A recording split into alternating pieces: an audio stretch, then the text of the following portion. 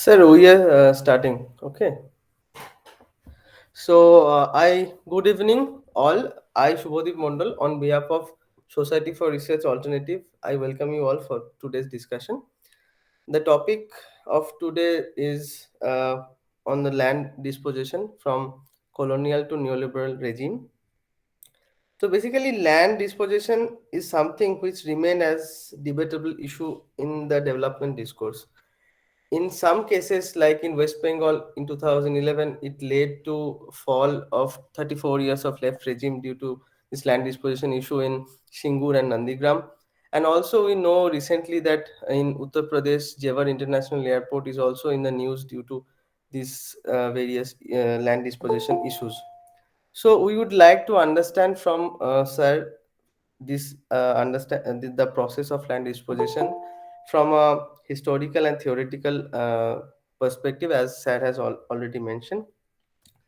We are very much fortunate to have Dr. Animesh Roy for today's discussion. Dr. Roy received his doctoral degree in development geography from CSRD JNU in 2015, and he is now presently working as an assistant professor at Giri Institute of Development Studies. Dr. Roy is the main his main research interest is includes land disposition and dynamics of development, political economy of land and rural transformation, tribal exclusion, and khasi matrilineage. So many of his sole authored research papers and critical comments have been published widely in various journals like Journal of Land and Rural Studies, Society and Culture in South Asia, EPW, etc. So I formally welcome you, sir, for this today's discussion. The structure of this today's discussion would be Sir would speak for around how many time that he wants. Maybe it's 1 hour or 45 minutes. It depends upon you, sir. And then we will start the discussion in the after you finish. Okay. So the floor is yours, sir. Thank you so much for accepting our invitation. You can start, sir. Uh, okay. So, thank you, Shubhadeep, for inviting me for this lecture. And today, the topic that I am going to talk about has been actually inspired by some people, partly whom I know, partly whom I don't know, and I came to know them through their scholarships.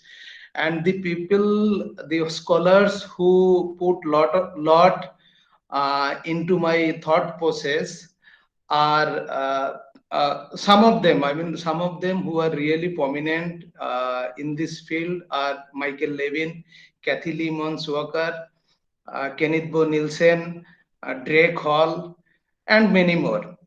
Similarly, there are also some scholars from India who kept huge impact on my work directly or indirectly. Some of them I came to know, as I said earlier, through their scholarships. Uh, some of them are known to me personally. And before I start speaking on this topic, I think I should name them. And the most prominent among them are our Sir Deepak Mishra, Sucharita ma'am, and some of my friends who really like impacted me a lot. And also I must name one more author. Probably some of you might have come to know her, Nikita Shuth. And she has also impacted a lot indirectly, not directly, indirectly, because I went through her work and I was really fascinated the kind of analysis she has done on India, and she teaches at Oxford University. So I am really directly or indirectly indebted to all of them. And today, the topic that I am going to talk about is from colonial to neoliberal regime, understanding the paradigms of land disposition in India. Acquisition of land for development activities is an old phenomenon, attaining new attentions and perspectives under the liberalized national and global economies. While the rapacity of land dispossession presently in vogue has lately captured unprecedented controversies, peasant movements, academic and public debates, and political and media attention, it has seemingly been central to the contemporary capitalist development in the global south in general and in India in particular. Dispossession of peasants from land for capital has happened to be a fickle socio-political issue, reverberating an immoral connivance between the capitalist and states, virtually promoting intrusion of capital and its accumulation. While one strand of scholars focusing on developing countries imputes alienation of traditional livelihoods, deprivation of property rights, social exclusion, and marginalization to largely these expropriations. Here, expropriation means land acquisitions. A second repost considers them engine of oppression, unemployment, and eventually uh, destitution. A third repost, on the other hand, productively analyzes these processes for the purpose of capital accumulation in the global south through the lens of Marx's primitive accumulation and Harvey's accumulation by dispossession. These studies have, however, linked the state-driven neoliberal new enclosures and dispossessed labor force to pre-industrial expropriation of land from the English peasantry who contributed to the reserve army of labor and ultimately ended up becoming urban industrial proletariat that virtually remained central to centuries of imperialism and creation and expansion of reproduction of capitalist social relations. So this land debate is actually not new, as we can see from the great or the historical land disposition in England. As a means of capitalism, land dispossession antedates the enactment of the Enclosure Act in England in the 17th century that facilitated consolidation of farmlands for commercial farming by setting the immediate producers free as proletariats. Ever since that historic instance of dispossessed English peasantry, dispossession of peasants and aboriginals from their land and livelihood has always been identified a condition of successful capitalist development across space and over time and has exhibited no pre-indication of stopping. It has virtually been an underlying feature for restructuring of geographical spaces spawned by colonial, post-colonial, and neoliberal economies. Although land disposition in India on a large scale embarked on the enactment of the Bengal Regulation Act of 1824 by the British East India Company, the central part is that its context, purpose, and mode underwent utilitarian transmutations over time in tune with the historical, social, political, and economic constellations of the state operators, what Michael Levin calls as regime. Put differently, because the term regime refers to a particular but unspecific and relatively longer time period dominated by a set of unequivocal ideological policy interventions of the state forces intending to attain certain social, political, and economic goals, the character and pattern of dispossession become noticeably variable from one regime to another. Strikingly, much research on land disposition in India thus far as theoretically and empirically focused primarily on the execution of land expropriation and its apparent outcome in many productive ways, while blanking out why dispossession on a massive scale under different politico-economic regimes at all became necessary. So this is actually going to be thrust of this paper. in this paper or in this lecture, in this discussion, I will mainly focus on the why land disposition at all became necessary for colonial, post-colonial, and neoliberal regimes. In other words, the context and politico-economic backdrops in which and against which the colonial, post-colonial, neoliberal India undertook dispossession of land on massive scale remain under research. While Levin's seminars, now let me mention a little bit about Levin's seminal work that focused on from still city to contemporary commodification of resources and land. So his seminal work actually attempted to cover the aspects that I am going to talk about today, but his analysis delimits to only post-colonial Nehrubian state developmentalism and neoliberalism, concentrating more on their outcome and structural differences than backdrop or logical footings. Moreover, Levin's scholarship excludes the colonial regime, which I believe, being the lengthiest of all regimes, play a central part in understanding the diachronic genealogy of dispossession. So if you this is what my personal opinion is, or I would argue in this way: if you truly want to understand the genealogy of land dispossession in India, you cannot exclude the colonial regime in which the land dispossession, massive land dispossession took place. Although Levin, in his seminal work, which he published in Development and Change in 2013, he partially focused, he mainly focused on neoliberalism and post-colonial Nehrubian state developmentalism. But later on in his work in 2018, he published a book named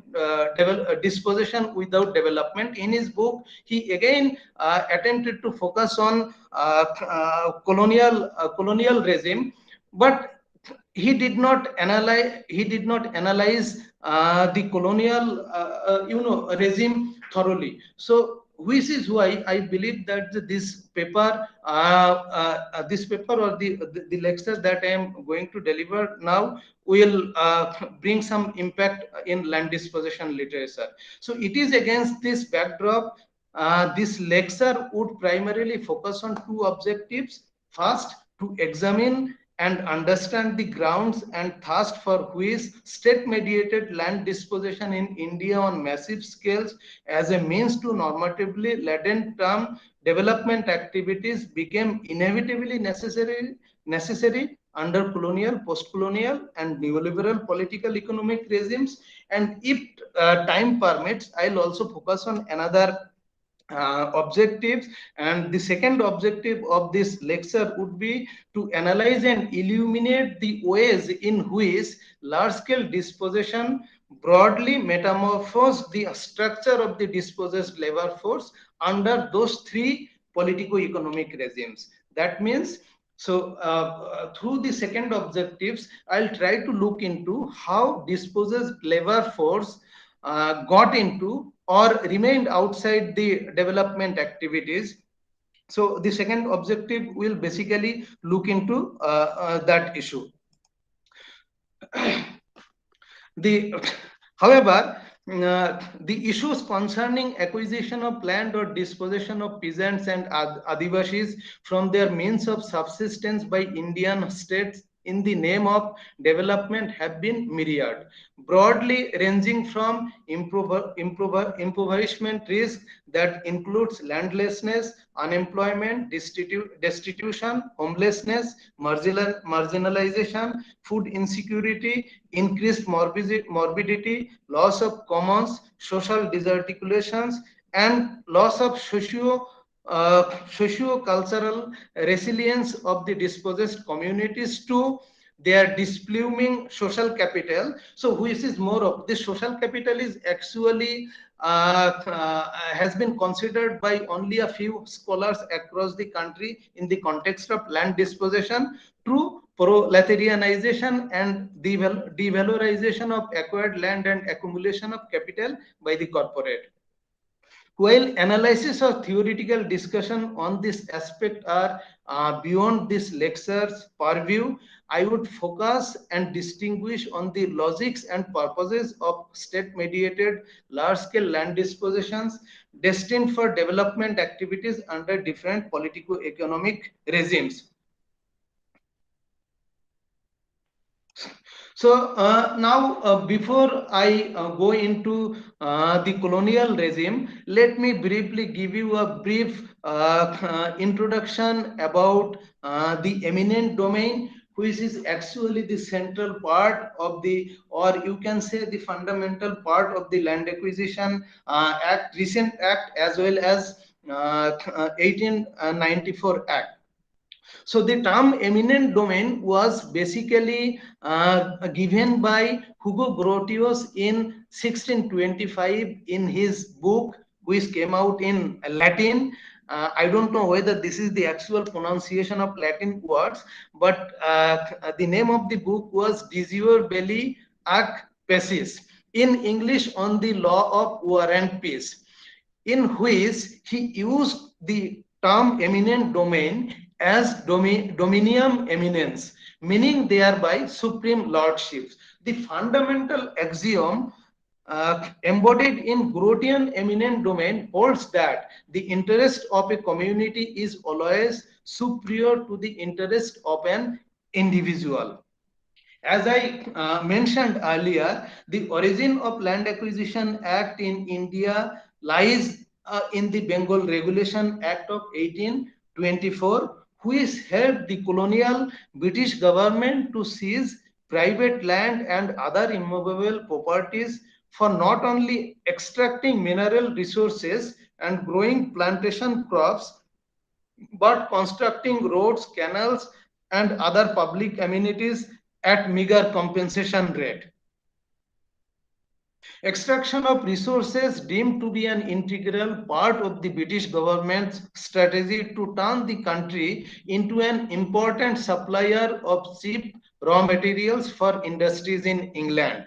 The quick freight of the industrial raw materials from hinterland to the ports and finally shipping to England felt the urgency of building railways networks in the mid 19th century, which in turn required a legislation for acquiring land on a massive scale. Consequently, the British government in India enacted Act 42 of 1850, which declared railways as a public work and brought the provisions of, as I said earlier, the Bengal Regulation Act of 1824 into force to expropriate land for constructing railway networks. However, to make the land acquisition easy and hassle-free, in 1857, the colonial British government in India again passed another act through which the colonial government started acquiring massive amount of land in India, and this 1857 act was the first in its formulation which actually recognized collector as the compensation fixing agency. However, although this act, while this act was in force, so the person interested or the people who were losing their land realized that in many of the cases, in most of the cases, the collector were arbitrary. And in many cases, the collector was also clumsy in nature. So therefore, the 1857 Act brought some issues. And subsequently, the British government in 1870, the British government brought another new act into place, which also had several limitations and all. And then finally, the British government came up with the 1894 Act, which was in force for long period in India. So now let me focus on land dispossession under British Raj. So land dispossession in India under the colonial rule is a classic instance of forceful land grab for tea and coffee plantations, mining, forestry, and railways on a large scale by the British colonial state that used legal and political power of the state. Who is this legal and political power of the state has been termed by Marx, De Angelis, and Drake Hall as extra economic forces. While expropriation of land, as stated earlier, led up in the 1820s with the enactment of the Bengal Regulation Act, its magnitude, however, exalted with the railways enclosure in 1850s and subsequently with the enactment of the Indian Forest Act of 1865 and forest enclosures by the British government. So these were the actually in 19th century, these were the two enclosures. One is the railway enclosures and the second one is forest enclosures. So these were the two enclosures which played significant roles in large scale grabbing of land in India. These legislations conferred absolute possession of forest to the state and vested legal mechanisms to assert and safeguard the imperial government's exploitation and control over the Indian forest land.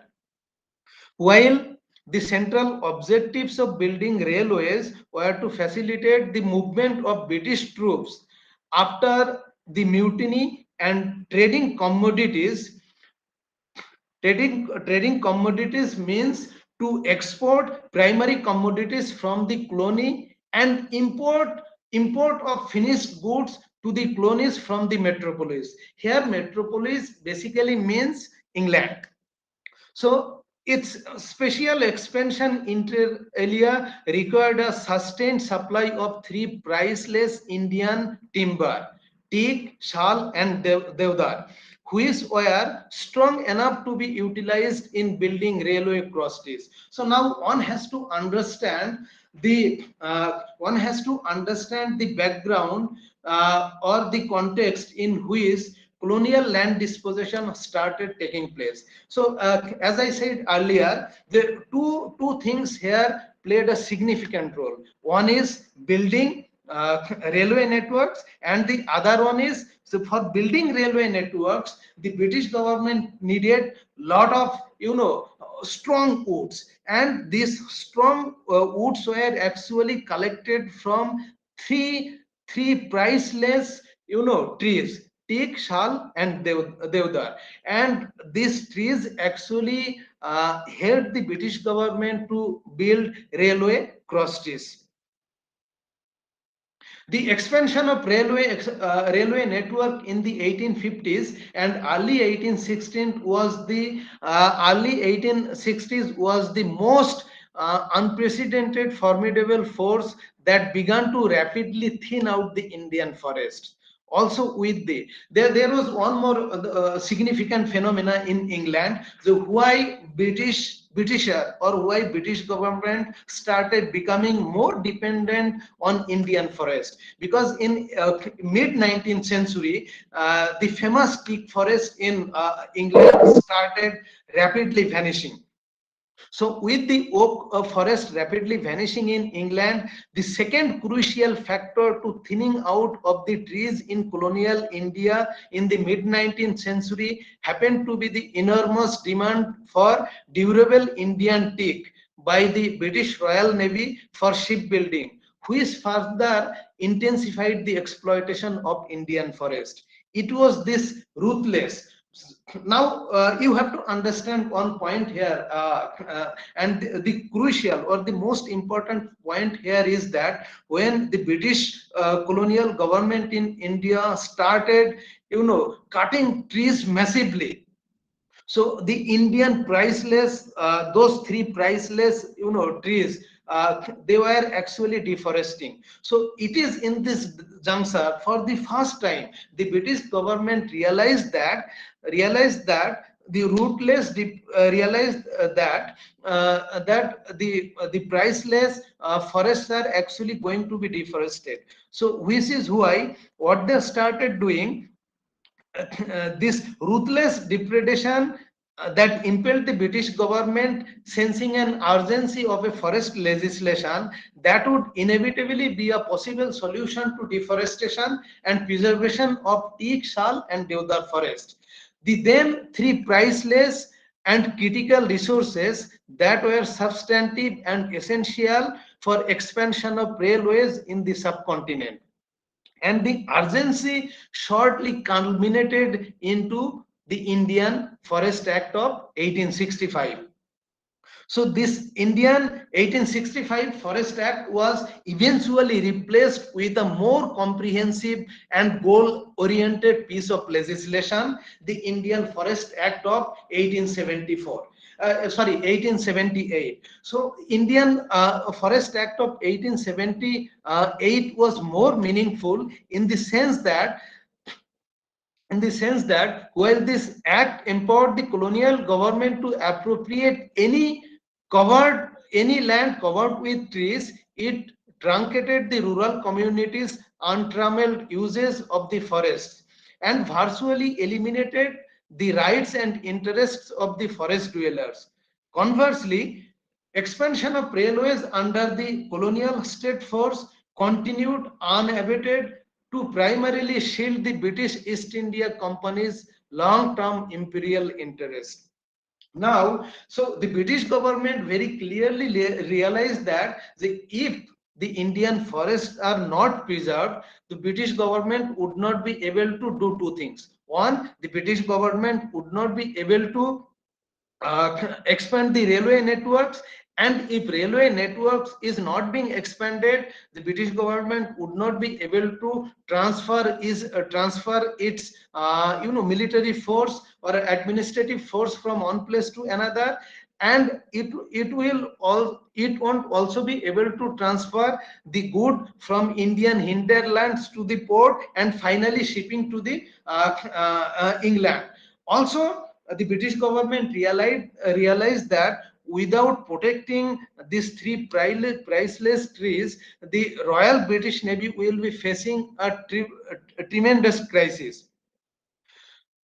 So it is in this context the 1878 Indian Forest Act grouped the country's forest into three categories, and this was a very serious move, very serious move that the British government made, and these three forests were reserved forest, protected forest, and village forest. This classification, however, was an offshot of the British dexterity, on the footing that the customary use of the forest by the villagers was based not on right but on privilege conferred by the local rulers. The provision of the 1878 Act consecrated absolute power to the state, whereby the British colonial state demarcated vast tracts of priceless trees specially required for railways as reserved forest. Now one has to understand the implication of this reserve forest. Once the priceless trees were put under the reserve forest, large number of Indian villagers who used to collect food fodders from the forests were actually barred from entering into the forest, and their livelihoods were severely impacted. So this demarcation virtually led to an effective loss of forest dwellers and their control over their surroundings, natural habitats, a control and lineage that they exercised over generations for making a living, and virtually this demarcation forced a handful of them into venture.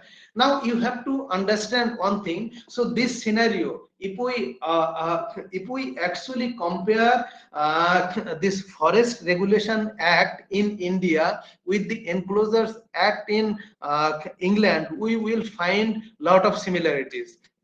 Now this uh, uh, Enclosure Acts in England was well focused by Marx.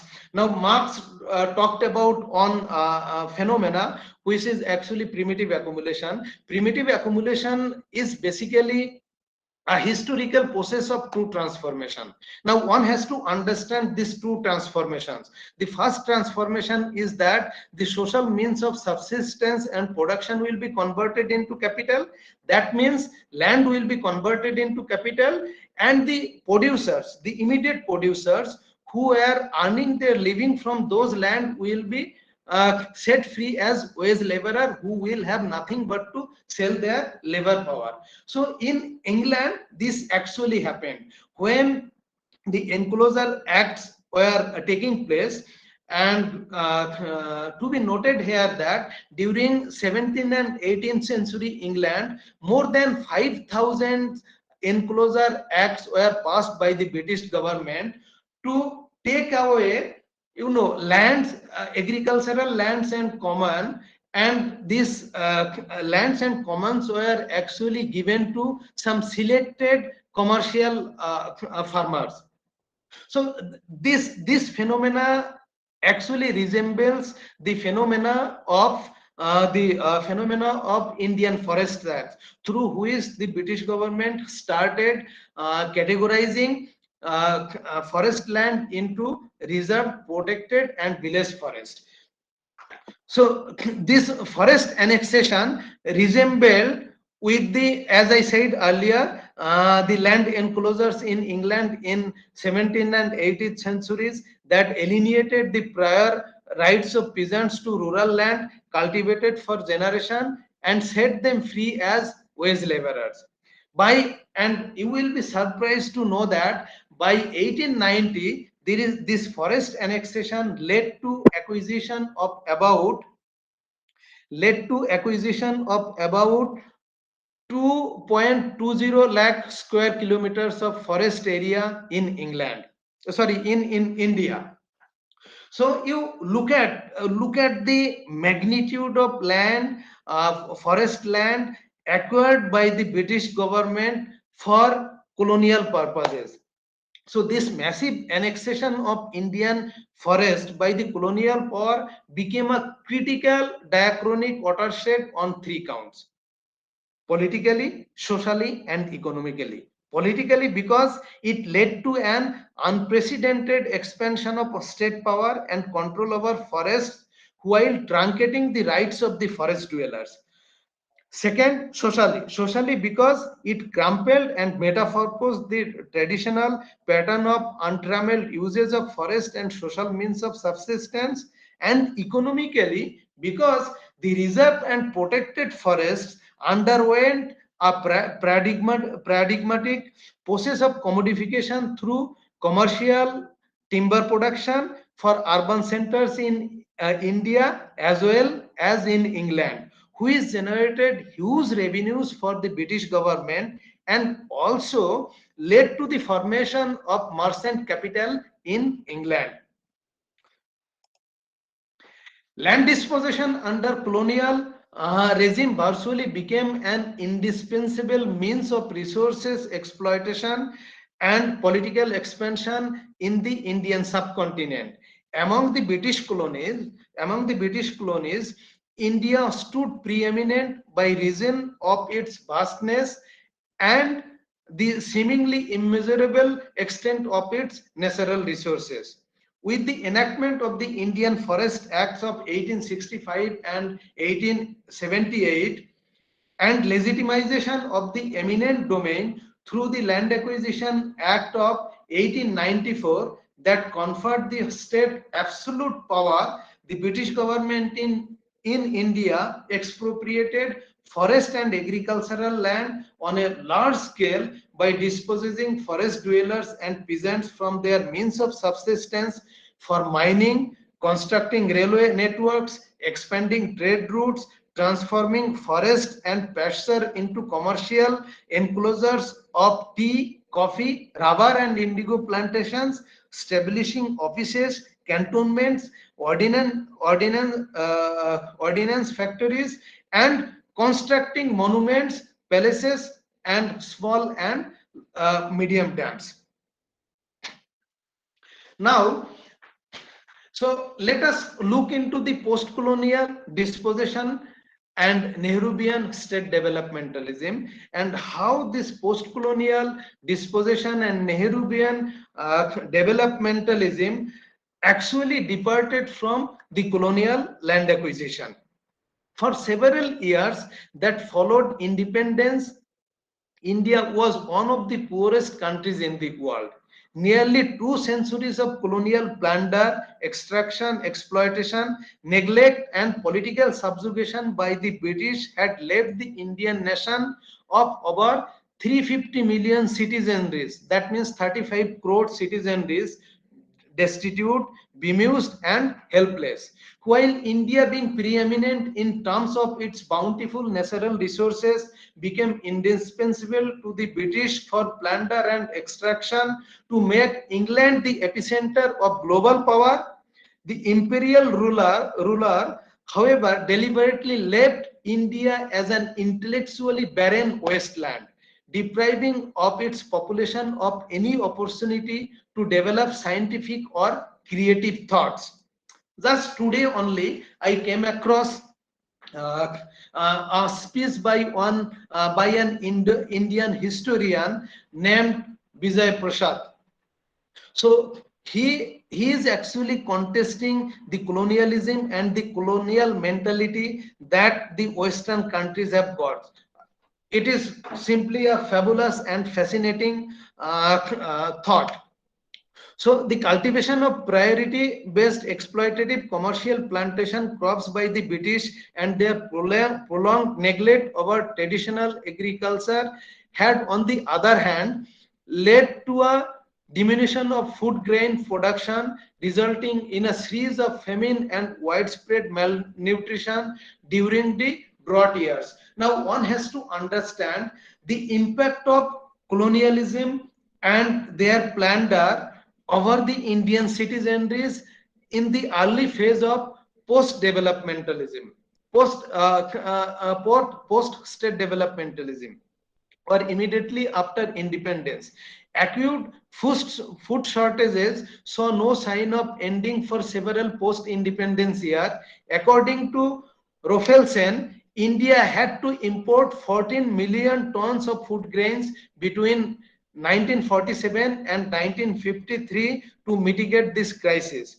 Furthermore, colonial India's all infrastructure, economy, and bureaucracy were maneuvered such that until 1947 it was made to be completely dependent on developed world for technologies, capital goods, and investments. Now you just imagine the situation that we were going through immediately after achieving independence. Rofelsen reports that in 1950, over 90% of India's capital, machinery, and even basic tools had to be imported from abroad.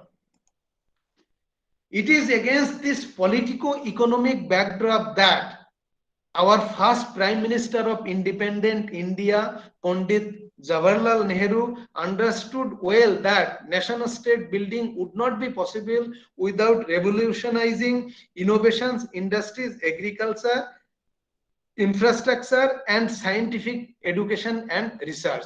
He took upon himself the task of reinventing the art of Indian statesmanship in order to strengthen the country as a nation state in new world order.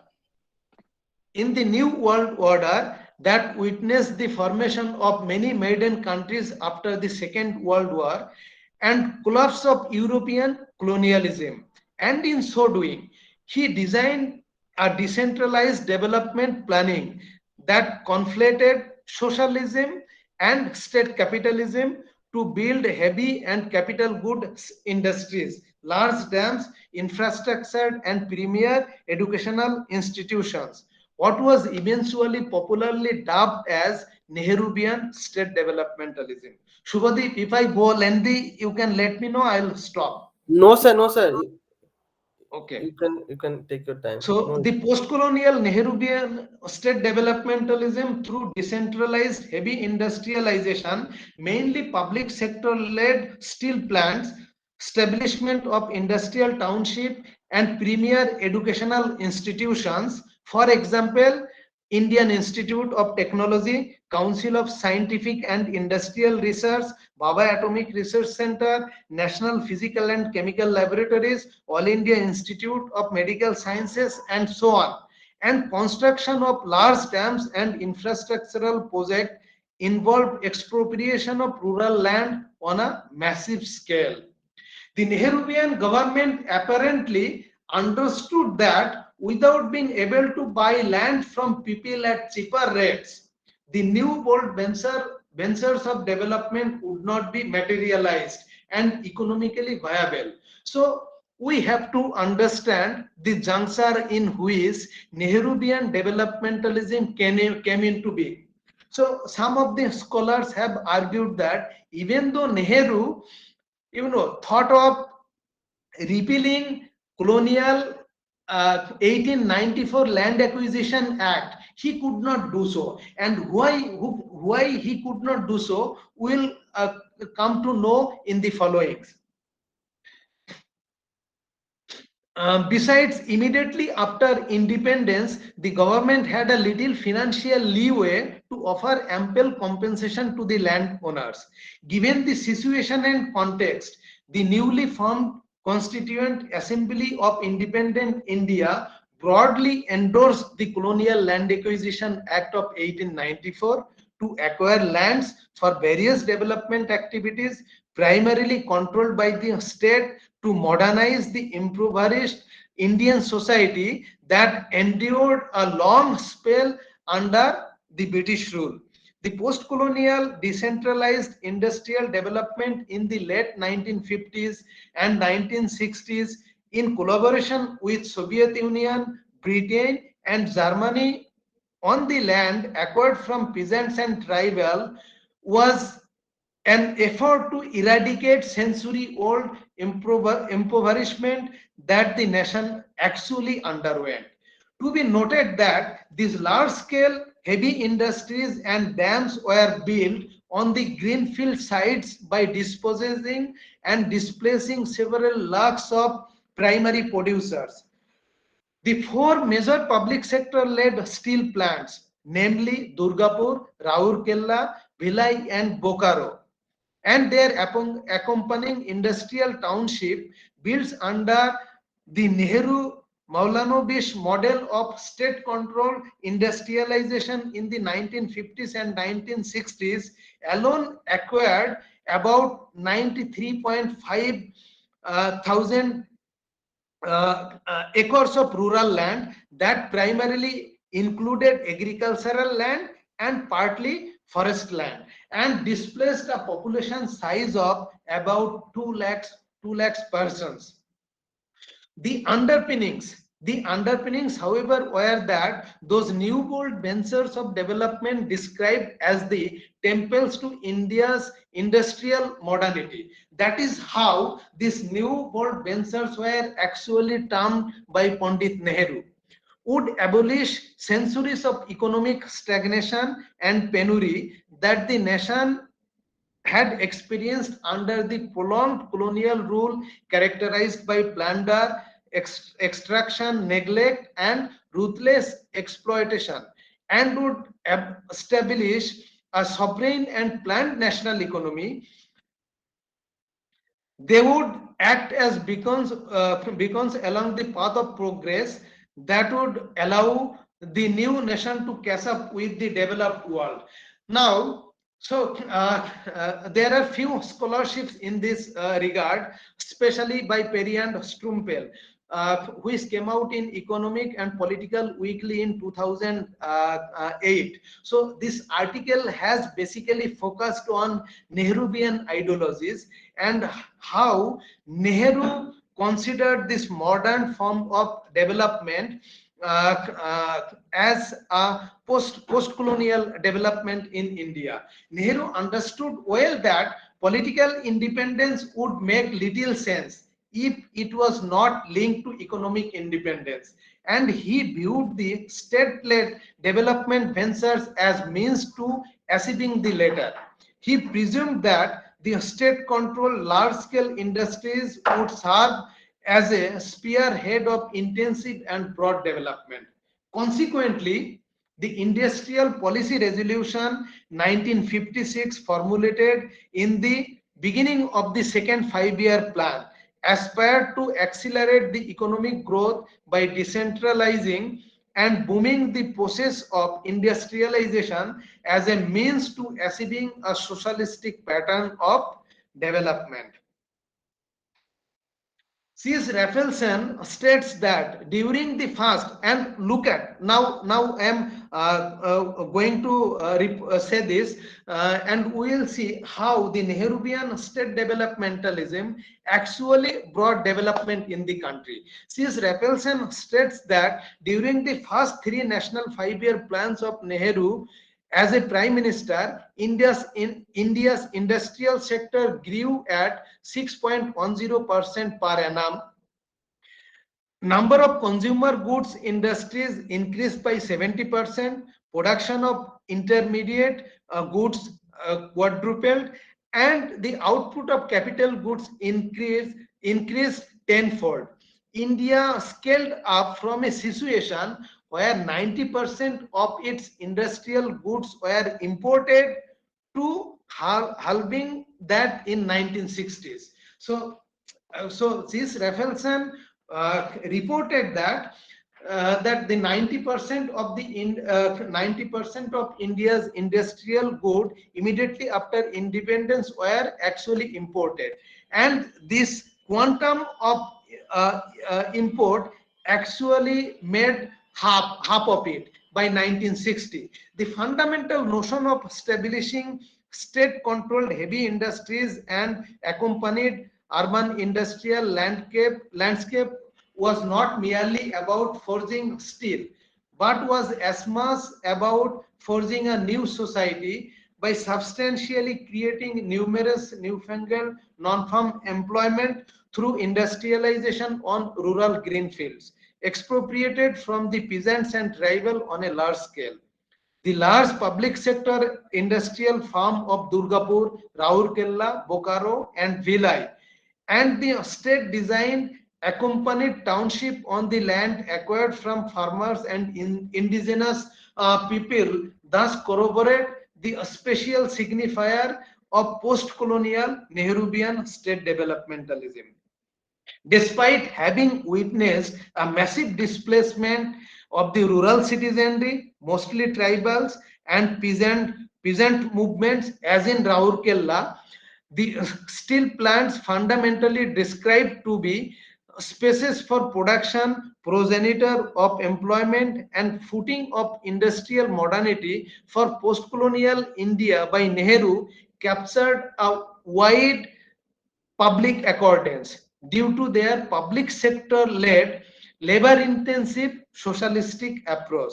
Now one has to understand here that although Nehruvian development model led to huge displacement, even then Nehruvian development model was accepted by the Indian citizenry to a large extent because of its socialistic approach and the kind of employment it generated. While Nehruvian vision of development remained central to the Indian Republic's formulative years, his development stride, however, attained only a partial success in terms of creation of employment for the dispossessed.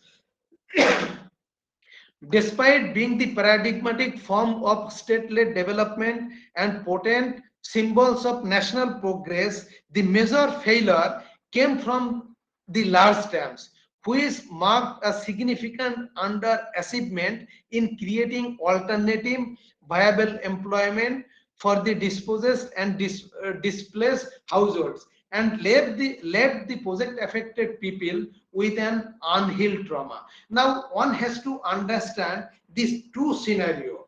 One is with the steel plants that were built in Durgapur, Bhilai, Bokaro, and Raurkela, and on the other hand, the large dams. So large dams were not that much successful in terms of creating employment.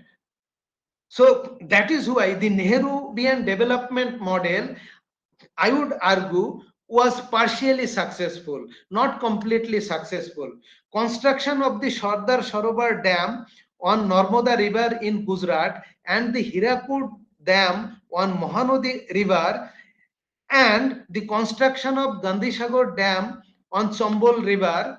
I am naming these three dams because the Shilanas, that means the foundation stone of all these three dams, were actually initiated by Pandit Jawaharlal Nehru. Now, if you look at these three dams alone dispossessed more than 4 lakhs, people from their place of residence, while these three dams hardly could generate any alternative livelihood for the dispossessed. Over the first 4 decades of post-colonial. Now, you will be surprised to know that over the first 4 decades of post-colonial India, spanning between 1947 and 1990, about about 21 million people were displaced by various state-mediated development projects that included dams, industry, mines, etc. Not with now Notwithstanding this contradiction, the salient feature that made the post-colonial Nehruvian regime of state developmentalism distinctive from its colonial counterpart is that whereas the former disposes peasants and tribal to produce value-added commodities on land, the latter means the colonialism. The latter disposes merely to extract resources and expand political power within and outside the Indian territories.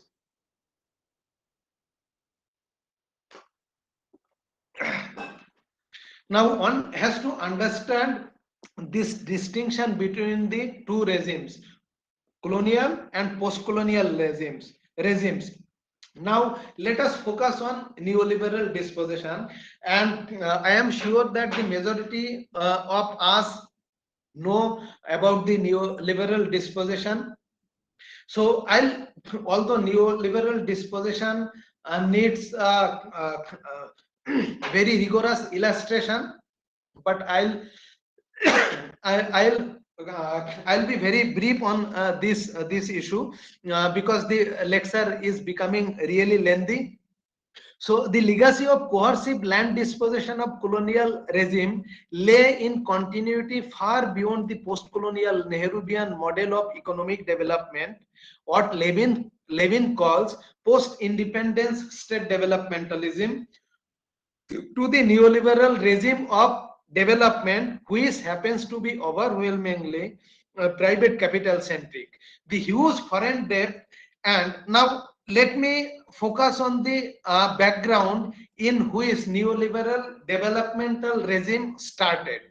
The huge foreign debt and inefficient management of the national economy in the 1980s led to an acute imbalance of payments issue, resulting in national economic crisis in the early 90s, especially in 1991 financial year, with near bankruptcy, which propelled the finance ministry, led and supported by the then finance minister Professor Manmohan Singh and Prime Minister Narasimha Rao, to embark on the economic liberalization in 1991. The liberalization of Indian economy actually dismantled the post-colonial Nehruvian model of state-controlled capitalism. that prevailed for about 4.5 decades that followed independence. However, under the doctrines of India's liberalized economy, state capital investment for development activities was deprioritized and truncated. State regulated complex license Raj was repealed and priority sector lending was significantly reduced. While, on the contrary, domestic and global private capital investments in IT and IT related service industries, power generation, manufacturing, upgradation of industrial infrastructure, uh, planned urbanizations in the form of new townships, mostly high tech cities adjoining large metropolis, were tremendously encouraged. The trade restrictions between India and foreign countries were eased off in order to increase the foreign direct investment and to integrate the national economy with that of the world. The nationalized financial institutions were also liberalized by relaxing the interest rate controls and liquidity requirements and allowed to provide domestic corporate investors with credit loans. These robust policy reforms thus promise to open up immense opportunities for both domestic and global corporate giants and began to transform the geography of Indian economy in ways that propelled the demand for land by capital on a massive scale to build infrastructure and corporate offices and to establish manufacturing units and high-tech cities that would primarily foster IT industries, business processing, outsourcing, and financial and academic institution, what we now call knowledge-based economy or knowledge economy. However, from the outset, the skyrocketing demand for land by capital confronted a latent supply side constraint because of two reasons. Now, one has to understand here that although the demand for land by private capital increased many folds under neoliberalism, the supply of land actually underwent or faced constant because of two reasons. First, the Indian state did not have sufficient land and in its land pool that could meet the corporate demand, and second, the potential land that could satisfy such demands remain predominantly in the hands of small and marginal peasants who considered this non-producible resource a preeminent asset in multiple ways. For example, how they considered this resource a preeminent resource.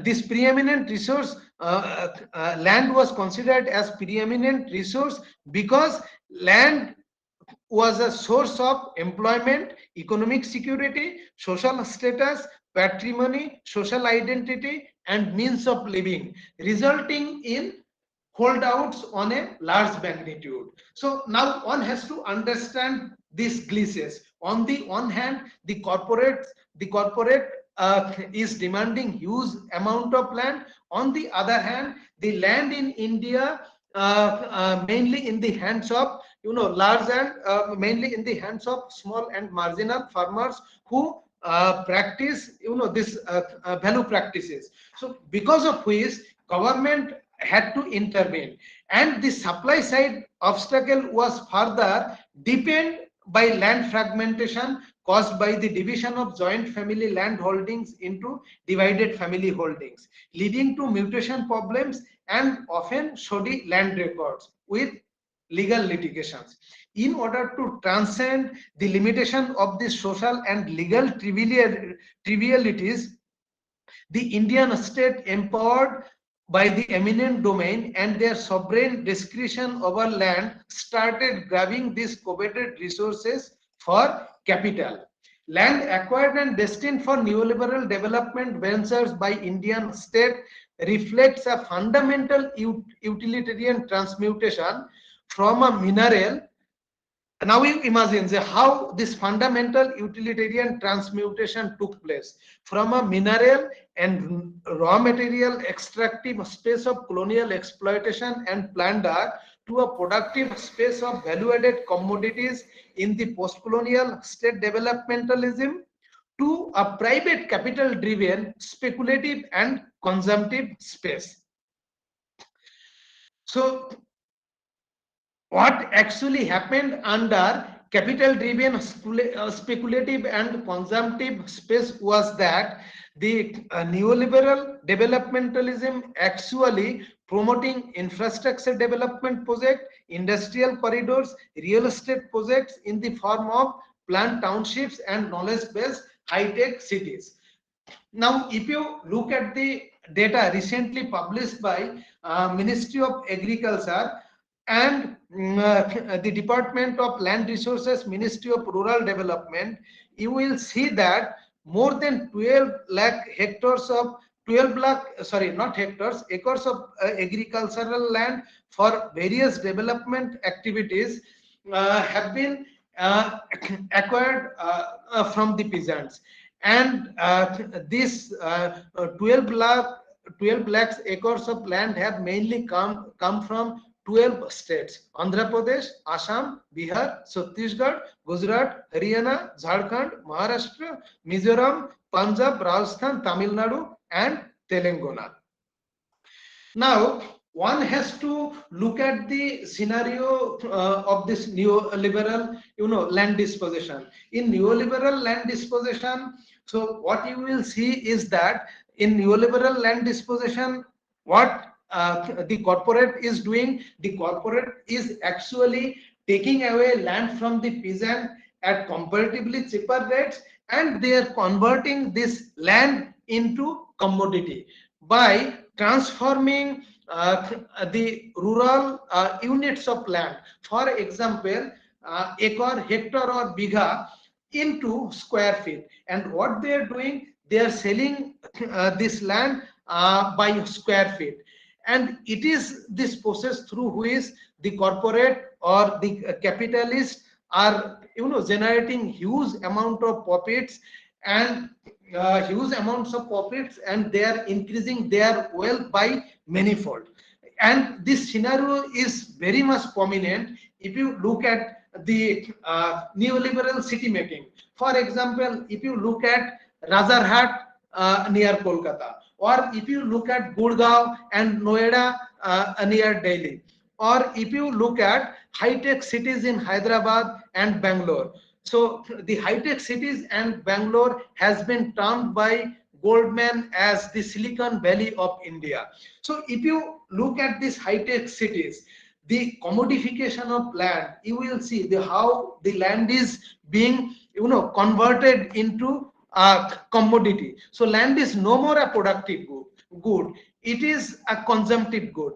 And what they are doing, they are even this converting the vertical spaces, they are bringing the vertical spaces onto horizontal plane, and they are selling this land into fully developed capitalist market and generating huge amounts of profits.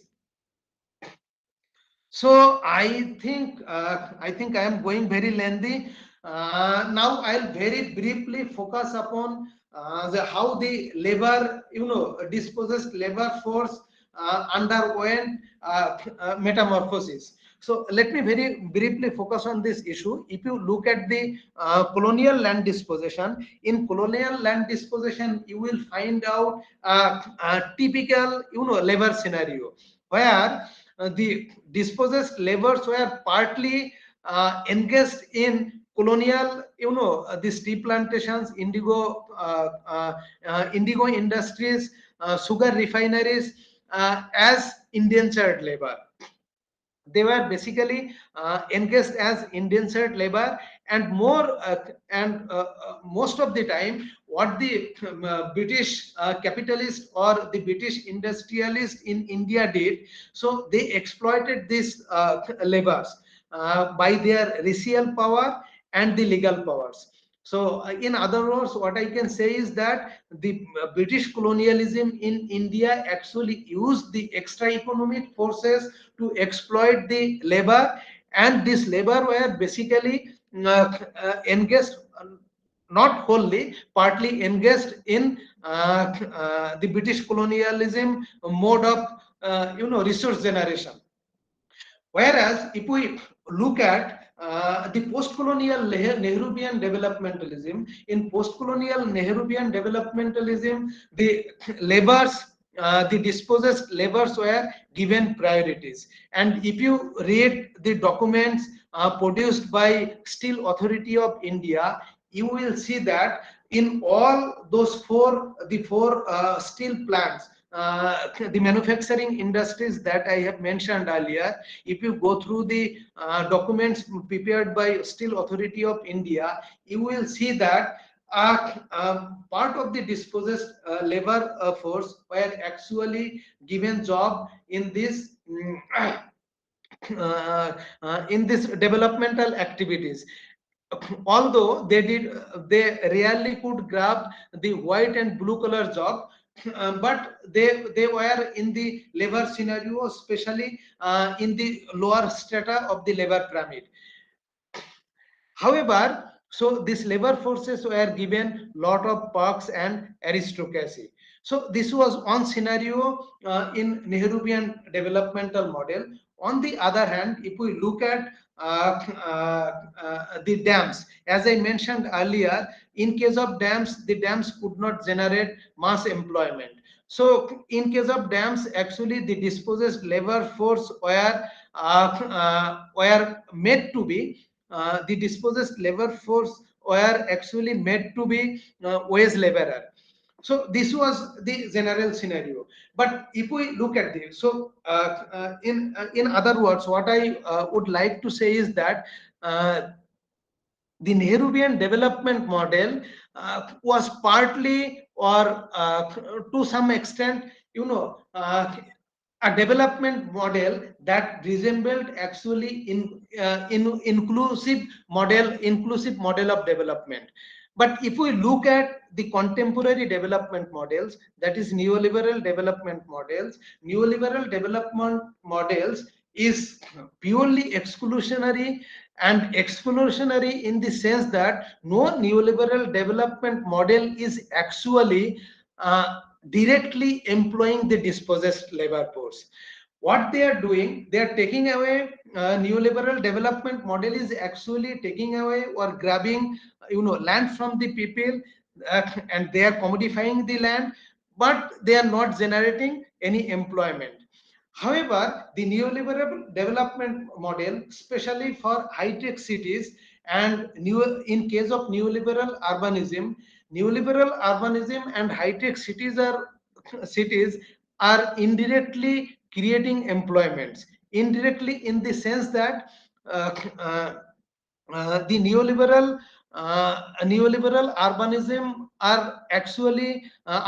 is actually dominated by IT industries. So IT industries are creating employment, but that employment is basically being grabbed by the well educated people, well educated worker or employer from the outside, not from the dispossessed labor force. And this outsider, this labor force, what they are doing, they are actually indirectly absorbing the dispossessed labor force as janitor, gardener, sometimes service providing labors. And what Kullan Shanal and Rajesh Bhattacharya is calling the peripheral economy or need economy. So that means the neoliberal economy, although neoliberal economy is exclusionary in nature, but neoliberal economy is also giving birth to need economy or peripheral economy. And this peripheral or need economy is basically existing on the demands of the new inhabitants who are coming to settle in the neoliberal urban centers. So with these few words. Okay, so let me conclude now by saying that land is limited, land is precious, land holds a special value to farmers and their families.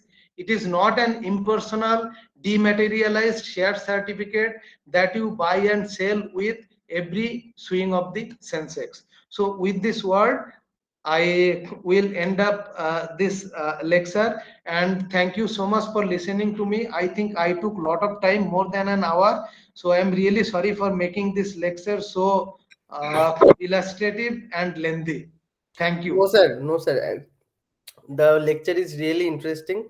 Uh, the process is really complex. So how you explain in a naive way from historical understanding the context of colonial land disposition to the Nerubian development paradigm, and ending by explaining the neoliberal paradigm, and also how the question of labor in these three different time sets.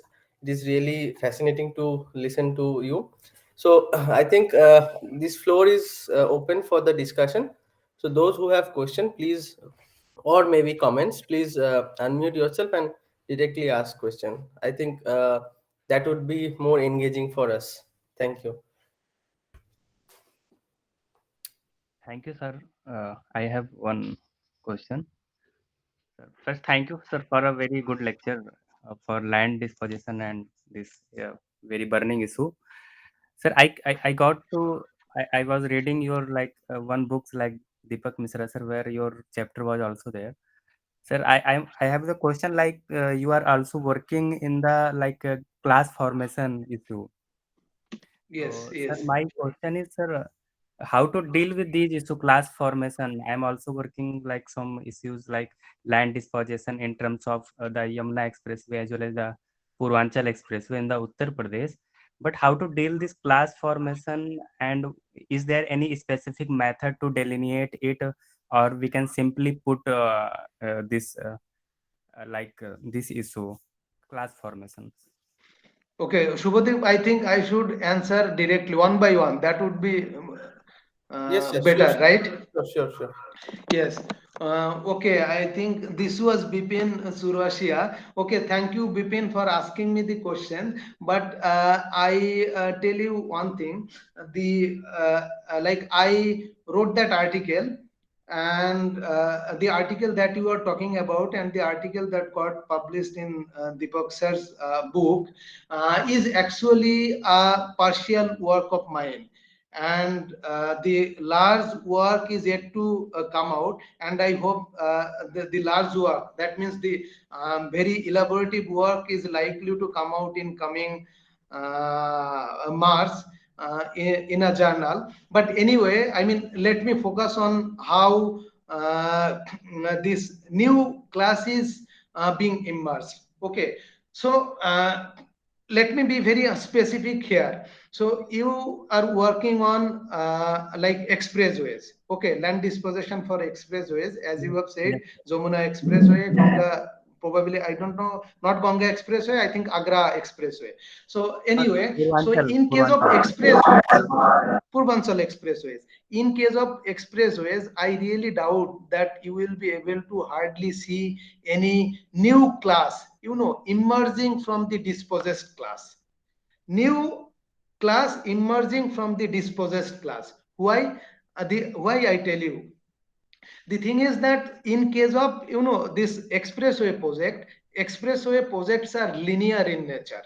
Okay, so expressway projects are not clustered project. So which is why, so what will happen, so when land acquisition take place, it will impact masses of the people, and the acquisition will be elongated in nature, and it is very less likely that the lot of development projects along the expressway are likely to come out in a shorter time span. Maybe these development projects will come in the long run, maybe in the long run, in the near future, but that will take really very long time. It is not going to come out, or not going to be materialized very soon. So in case of expressway project, it would be very difficult to see a new class which is coming out from the dispossessed class itself. But the new class that I talked about in the context or in the article that you have mentioned had a very different background. So in that article, I focused on basically Rajarhat New Town project. So Rajarhat New Town is a neoliberal urbanism project where the urbanism is basically being controlled and governed by private capital, largely private capital, although state capital is there, but to a minimal extent. So in Rajarhat, what is happening? Rajarhat is a very classic case, I think, and it has become, or it happened to be a classic case because of the former left front government's regime. And why I tell you, in Rajarhat, how this new class is being immersed. In the other hand, what happened? The large number of people were displaced. The government acquired about 7,000 acres of land for making Rajarhat new town. And when this new township started, building, when the government permitted to build up new a township, the left front government brought a new way of engaging dispossessed, labor force into the action. To and how that happened, the left front government said that the Rajarhat new town is going to generate a huge supply side, a demand and supply side market, because Rajarhat is being developed mainly on agricultural land and wetlands. Okay, so these are purely rural lands. Now if you develop urban centers on rural land, you first of all you need to develop the land, then you need to supply a lot of construction materials. So what left front government did, left front government came up with a unique idea, and the unique idea was that the supply side market will be solely given to the dispossessed labor force. So that means the dispossessed labor force will supply all those materials except few materials like cement and iron rods. So left front government said that the construction materials that would be required for building Rajarhat new town have to be supplied by the dispossessed labor force in the form of cooperatives, what they called syndicate. So through these syndicates, the dispossessed labor force started supplying materials, construction materials to the construction sites. But the noticeable scenario or the noticeable fact that came to light was that so this new form of employment through syndicate was not inclusive in nature. Okay, it was actually partly inclusive, and the opportunities were mainly grabbed by the you know grabbed by the like political cronies. Okay, political cronies who had very good connection with the local political parties, local panchayats, where TMC panchayat was there. So it was mainly the TMC political leaders who got the upper hand, where CPM panchayats were there. It was basically the CPM or the communist, these political leaders who got the upper hand. And how these people, so there were 5-6 people who actually started controlling the syndicates, and they were not very transparent. So they were not very transparent about the quantum or magnitude or the volume of material that they supplied to the construction site, which is why so they were this making lot of money as compared to their fellow partners. Above all, what was the scenario was that the like capital investment, because if you become a member you have to invest some capital. So in syndicate capital investment, there was no limit for capital investment. Okay, so obviously it is for this reason that the people who had upper political hand in the panchayat or with the local influential political leaders invested more money. and subsequently they actually grabbed more profits out of it. This was one scenario. This is how one new class started coming up in Razarhat. Asa, alongside that, there was another scenario. So while land acquisition was taking place in Razarhat, so it was basically some influential large farmers who kept hand and gloves with the communist ruling party. And this, these powerful large farmers, when new forms of employment in the form of like petrol pump, gas agencies, then contractor job for making this community infrastructures and all. So these opportunities were given to this new I mean given to this large farmers, influential large farmers who lost their land. And consequently what happened, through this process they made lot of money, and they actually started becoming a class who is actually this making capital. So not as large as the corporate capital, but they are also making capital. So in this paper, by this new class, that is what I wanted to mean.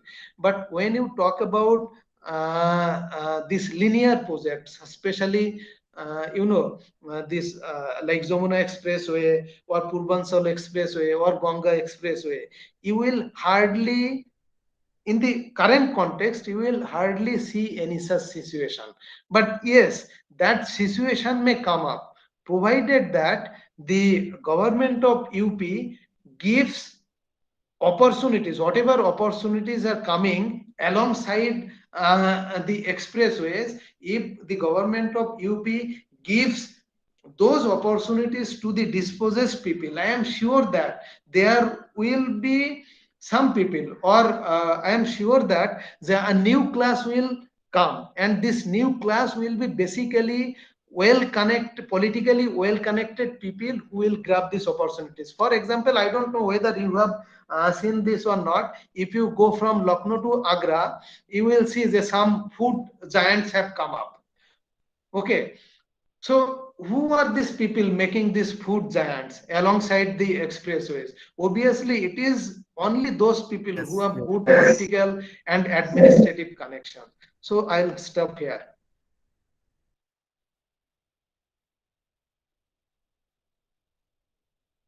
Hello, Shubhadeep. Yes, sir.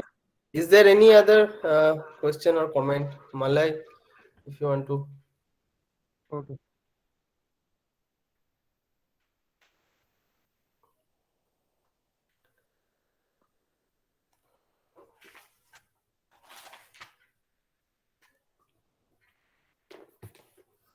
There is no question.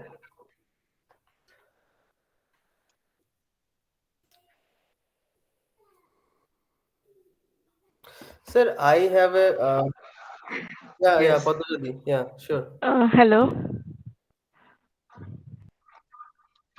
Uh, Thank you, Animeshda, for your wonderful lecture. This topic I have heard from you for a long time. So it was wonderful. And then I have Yes. one query, just one query, or maybe what you said, it is an addition or observation from your lecture. Like I came to know lots of the things which was not even, it is not my area, so it was a knowledgeable thing for me.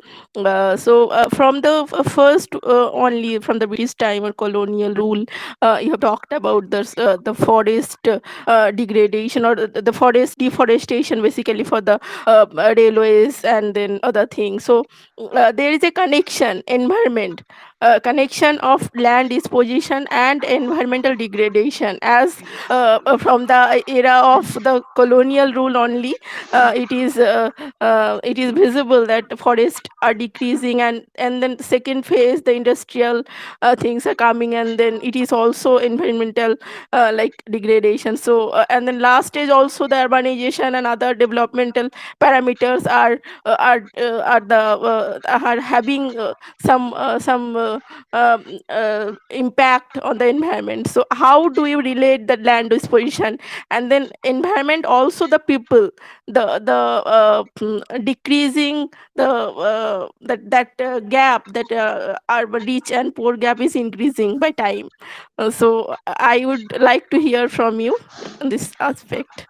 Uh, okay, Padmaja, thank you and nice to see you in my presentation. While making the presentation, I was just looking at you and I was thinking that you have come and joined this lecture. Anyway, I'm really happy.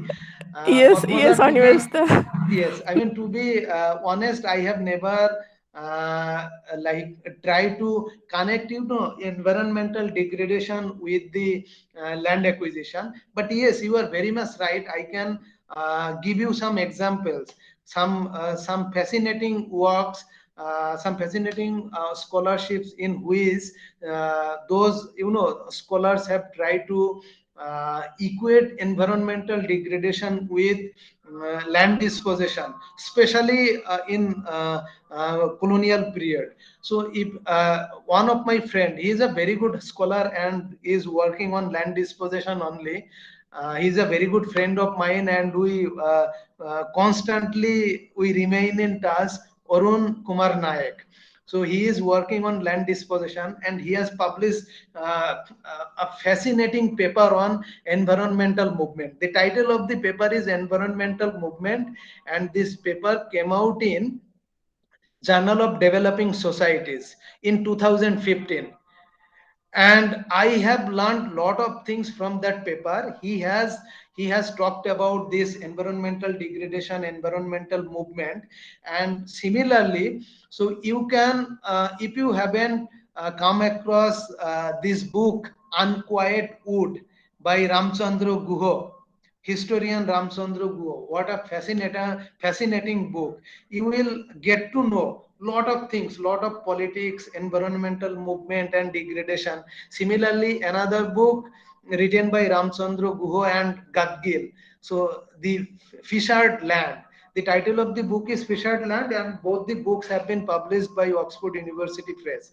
I have really, I have never worked on this land degradation or environmental aspect. I have never tried to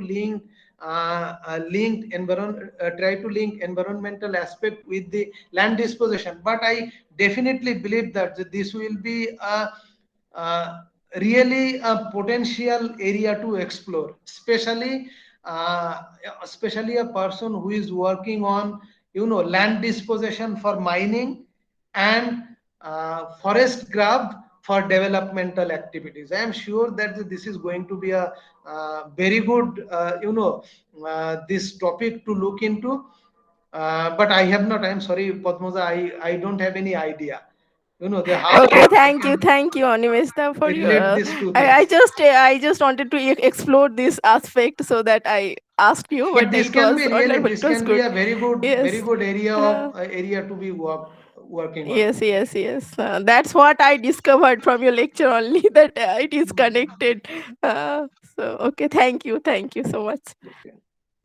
Thank you, Bajudi. I was about to ask the one kind of similar question, but you asked already. Thank you. Any other question? Hello. Yes, Malay. Yes. Yes. Yes. Thank you for the lecture. It was really amazing. So I have one small question. So when we talk about land disposition, politics always came to the forefront, right? Yes. So when state do something in the ground, they need the land, whether it be it to industrialized, for urbanization, for anything. And on the counter side, if they don't do anything, then there is a economic effect. People will not get the job, and then the migration thing come to the forefront, and other aspect happen. So then, where do you locate this particular phenomena of kind of acquiring some land from the people and not acquiring, because there will be a kind of political kind of counter narrative for that. So, as a researcher, like, where do you see, or like, what can be done to kind of balance these both the two contradicting approach? Thank you. Okay, Malay, thank you for asking these questions. Asking this question, yes, really, this is a very, very, I think, policy-oriented question, and one has to look at it very carefully. See, the thing is that land is necessary. Okay, land is necessary for development. No development activities, land-based development activities can take place without land. So land has to be taken. Land has to be taken. But now the thing is that how government can, come up with a policy that will help both the parties. Both the parties means, on the one hand you will have investor, and on the other hand you will have dispossessed people. So there has to be a balance, but making this balance has become a really very, very difficult job. Because why? You see, like, when, as I like during my lecture, I told you about the Nehrubian development model. So that was altogether a different phase. Okay, now we are into a completely different phase. Now government doesn't want to invest money. Government wants capital to invest capital. Government wants corporate to invest, this capital and bring development. Now you look at this. The government also has limitations. Corporate also has limitations. Corporate's limitation is that the corporate is cannot, take all the dispossessed people or the dispossessed labor force into venture just like that. Corporate needs well educated people. And this, it is not that the corporate is not generating employment. Corporate, or like, I don't know, Mola, whether you are from West Bengal or not, but if Yeah. you are West Bengal, if you have any idea about Razarhat New Town, you Yes. look at I have been working on this since, I think, last 7 8 years. In Razarhat, if you go to the field and if you do some, survey based study, you will see it is the dispossessed people who have largely, I won't say 100%, but it is the dispossessed people who have largely become now better off. Earlier, they had very bad situation. Razarhat, in case of Razarhat, this land had been acquired from 26 revenue villages, and all those revenue villages used to be, they had low lying land. The cultivation was not very developed, and during rainy season, so what used to happen, so these crop fields used to get flooded, and they could produce largely two crops. One is almond paddy and the other one is boro paddy. Other than that, the agricultural lands were not very fertile. And after dispossession, what they have got, they have, they have generated this new urbanism, neoliberal urbanism, directly and indirectly, not directly, indirectly, has generated various types of economic activities for these people. And as you know, like, if you go through the debates of eminent sociologist Dipankar Gupta, one hand, on the other hand, Michael Levin and Dayabati Roy. So there are contesting arguments. So you will see, in case of Razarhat or in case of any neoliberal city making through dispossession in India, you will find that Dipankar Gupta's argument is more valid. And what Dipankar Gupta is saying? Dipankar Gupta is saying that the people are mostly, the people who are practicing agricultural cultivation in rural areas. They now want to, get out of their agricultural land, because agriculture, the income from agriculture has become residual income. So that is what Dipankar Gupta is saying. Although I don't agree with him fully, but in some cases you will see that the Dipankar Gupta's argument actually valid. Now I come to this balance between these two. See, government needs land. Government needs land. So, and government needs development. On the other hand, people also needs land. People generate their, income, their security, everything from the land. And above all, land is a very much, status question in the villages. So land is very much crucial for them, but land is also crucial for capital needs land. Now how this balance can be managed? This balance can be managed, what I think is that if regardless of the these political ideologies, whichever government is taking land from the peasants, if government governments can come up with some ideas like left front government, the way left front government did in Razarhat, I think the land acquisition or land-based development project will be accepted by the people to a large extent. Yeah, thank you. I think I was asking the question considering the two incident in Bengal. One is like the Singhu Nandigram 2011 and the recent one, the Deutsche Pachami one. Which So one? Recent one? Which one? the coal block one, Birbhum, Deutsche Pachami. Asa, I don't know about coal block on, but I tell you one thing is Molloy, you will agree with me in this fact that see, I like worked on Shingur for my PhD, and when I went to field, Yeah, and if you go through other literatures and data, you will see that the majority actually wanted Tata Nano project. Okay, the yeah, majority wanted Tata Nano project, whereas the the minority, I won't say here, but like there are 30 around 30% of the dispossessed owners, they were not ready to give up their land. And if you look at this scenario, the political movement played a significant role here. Okay, so yeah, it's not that they only the dispossessed or the people who were losing their land were actually mobilized by our then like current chief minister Mamata Banerjee, then prime, I mean major political leader, opposition political leader Mamata Banerjee. And had these people who have not been mobilized by the then TMC political party, what I believe is that the Tata Nano would have been successful as Razarhat project. The same situation happened in Nondigram. But here you need to understand two things. I mean, what I think is that we should not exactly or like cent percent, it should not be cent percent comparable with Razarhat case. The case of Nondigram and Shingur, because in Razarhat, land dispossession took place over a long period of time. The process was slow, and the process was a piecemeal method, like step by step government started acquiring land. In Shingur and Nondigram, in both the cases, or maybe in Birbhum case, I don't know about Birbhum case, but in both Shingur and Nondigram case, the government wanted to acquire large amount of land within a short span of time.